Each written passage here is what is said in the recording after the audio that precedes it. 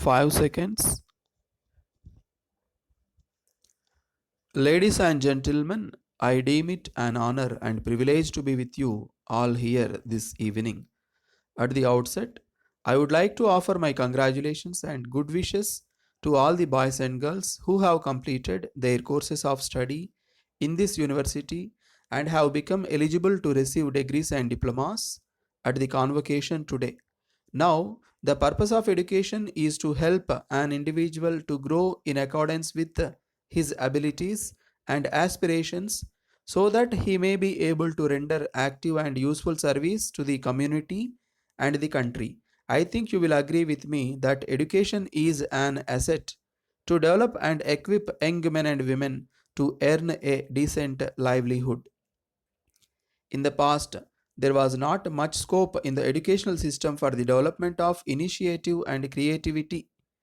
After independence, necessary attention was given to the educational system so that the young men and women might be encouraged to think on their own. At present, it seems to me that our educational institutions are factories of learning which turn out a large number of youngsters who find it difficult to fit themselves into life. I would like to point out that failure in getting employment in spite of their degrees and diplomas creates a feeling of frustration in them.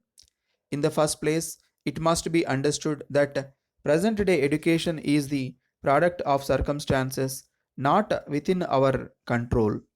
As you are all well aware, there has been a great increase in population in our country. In order to meet the needs of the student community, the government have to set up more and more educational institutions. Even though education is an important activity, the government cannot pay all its attention to it alone. It is true that the government have to concentrate on other departments of national life also and see that the resources are reasonably distributed. So on this occasion, I would like to request the private agencies to play a big role in starting and running educational institutions. Further, common people must realize that education must be in accordance with the abilities of young men and women, and that all of them need not go through the same type of education in their own interest and in the interest of national progress.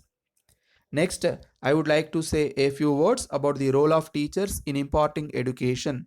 It may not be too much to say that the quality of the teacher is the quality of education, but now the role of the teacher has become very important and his work is often judged by the results he is able to produce at the public examinations. The next point I would like to refer is to the role of University Grants Commission. The Commission has done good work and extended the scope of its activities, and I am happy about it. It has not only confined its attention to the central universities but also taken great interest in the affairs of the affiliated colleges. Moreover, I am glad to state that it has also been taking keen interest in the welfare of the teachers working in these colleges.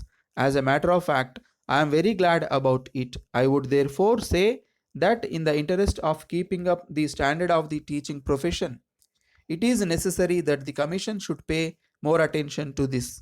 The central universities are in a very happy position. They are the first charge on the finances of the central government so far as education is concerned. The other state universities are also in the same happy position. They get money from the state governments and other sources, but when I come to private colleges, I think they are not in a sound position. They do not get any money from the state governments. If they get something, it is very small. At the same time, private donations are drying up. Private donations which used to keep these institutions going in the past are not available now.